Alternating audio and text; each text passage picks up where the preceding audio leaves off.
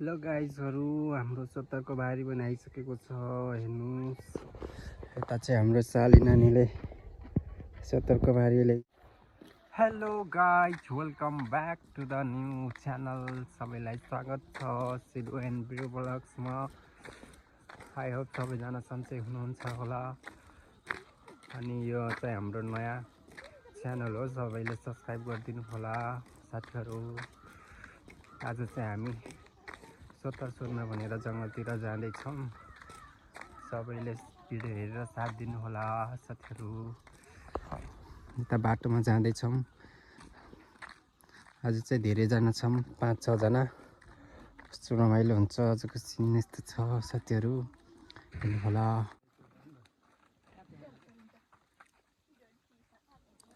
Guys हाम्रोतिर अस्तरी गाउँतिर काम हुन्छ, हेर्नुहोस् कति राम्रो सरले हेर्नुहोस्। उहाँ सीता यस्तरी सलिपिराको स्वरमा हो।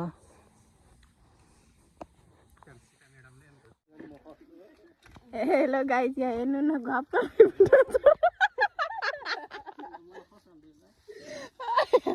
हेर्नु न कत्रा गफ गफ बुट्टा चढ्नु दाउरा झार्नलाई। अलि माथि 2टा सुक्यो 3टा सुक्यो छ। सेउला झार्ने कार्यक्रम हुँदैछ। साली नानी उहाँ चढिसकी छिन्, अलिकन सेउला झार्दैछिन् यति माथि गाइज क्यार्नी। अब म चाहिँ यसो यहाँ हेरिरहेको छु। यो चाहिँ त्यस्तै हो, आफू त रुख चढ्न सकिन्न गाइज, के गर्ने। डेमोको लागि भाइ चढ्दैछ। उता साली नानी कम्पिटिसन भइरहेछ, ओल्तिर पोल्तिर जोस् रमाइलो छ, के गर्ने गाइज, त्यही त हो। यता र उता दुईटाको कम्पिटिसन भइरहेछ। ट्याक ट्याक ट्याक झार्ने कार्यक्रम त्यही हो गाइज। आजको भिडियो कस्तो लाग्यो गाइज कमेन्ट गरिदिनु होला। 2टा भारी भइसक्यो गाइज। यता एउटा भारी रेडी हुँदैछ, एउटा भारी रेडी भइसक्यो गाइज। हाम्रो चाहिँ सेउला काट्न बाँकी छ अझै गाइज। ल गाइजहरु हाम्रो सत्तरको भारी बनाइसकेको छ। हेर्नुस् यता चाहिँ हाम्रो साली नानीले सत्तरको भारी ल्याइसकिन्। कतिको गरिङ्गो छ त भारी। यता फेरि अर्को भारी आइसक्यो। खै त अरू।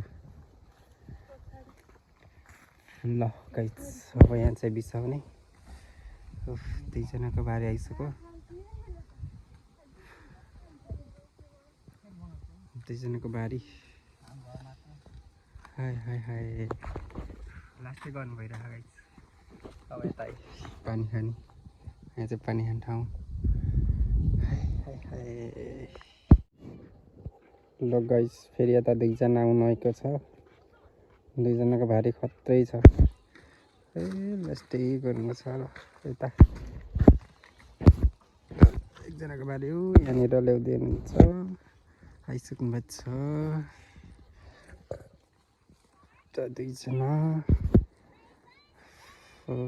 2जनाको भारी यता रेडी।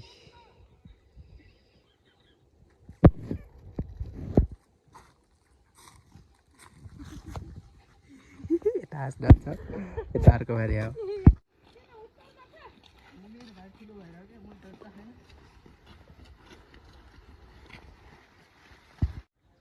यसको भारी आयो, यता 70को भारी 2जना बस्नु छ।